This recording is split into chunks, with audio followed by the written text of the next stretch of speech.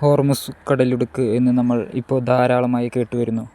അപ്പോൾ ഒരു കപ്പലിന് ഇറാനിൽ നിന്ന്, ഹോർമുസ് കടലിടുക്കിൽ നിന്ന് ഇന്ത്യയിലെത്താൻ എത്ര ദിവസം, എത്ര കിലോമീറ്റർ സഞ്ചരിച്ചാണ് എത്ര ദിവസം വേണം എന്നാണ് നമ്മൾ നോക്കുന്നത്. കപ്പലിൻ്റെ വേഗത, കാലാവസ്ഥ, ഏത് തുറമുഖത്തേക്കാണ് പോകുന്നത് എന്നതിനെ ആശ്രയിച്ച് സമയത്തിൽ വ്യത്യാസം വരാം. ഏറ്റവും അടുത്ത് ഇറാനിൽ നിന്ന് ഇന്ത്യയിലേക്ക് എത്താൻ ഈ ഗുജറാത്ത് അഹമ്മദാബാദ് തുറമുഖത്തിലേക്കാണ് ചരക്ക് കപ്പലുകൾ പെട്ടെന്ന് എത്തുക. അവിടെ നിന്നാണ് നമ്മൾ ഇന്ത്യയുടെ മറ്റ് സംസ്ഥാനങ്ങളിലേക്ക് ചരക്ക് കപ്പൽ പോകുന്നത്.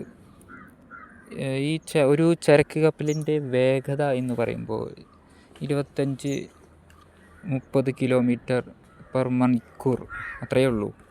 അപ്പോൾ നമ്മൾ ഓർക്കണം, ഹോർമുസ് കടലിടുക്ക് കിടക്കുന്നത് ഇറാനിലാണ്. അപ്പോൾ അവിടെ നിന്ന് വരണമെങ്കിൽ നമ്മൾ ആലോചിക്കാവുന്നേ ഉള്ളൂ.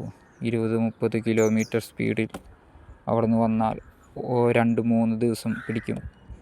അത് പിന്നെ പല നടപടിക്രമങ്ങളും, ചില തുറമുഖത്തൊക്കെ കുറച്ച് ദിവസം തന്നെ ചിലപ്പോൾ കിടക്കേണ്ടി വരും. അപ്പോൾ അങ്ങനെയാവുമ്പോൾ 7-10 ദിവസം വീണ്ടും നമുക്ക് ലൈറ്റാവും.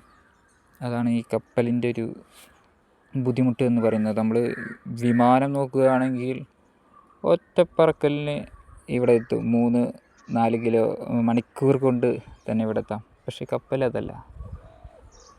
കപ്പലിന് പല പരിമിതികളുമുണ്ട്. പക്ഷേ ഒരുപാട് ചരക്ക് അതിൽ കയറ്റിക്കൊണ്ടുവരാം.